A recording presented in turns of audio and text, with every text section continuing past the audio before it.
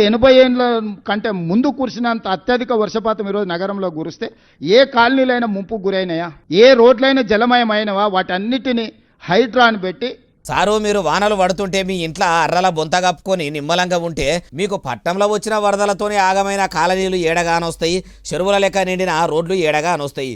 మరి అంతగానం వాన పడితే వాన నీళ్లు ఏడికి పోయినాయి ఆ ముచ్చట కూడా చెప్పుర్రి.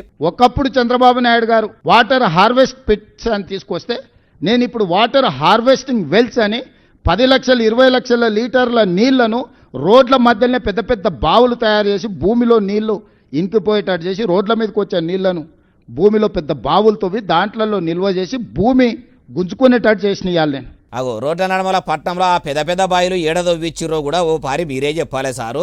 మీరు ఇట్లా బాయిలు దొవ్వితే వానబడ్డ నీళ్లు మొత్తం వచ్చి అలా పడ్డాయా?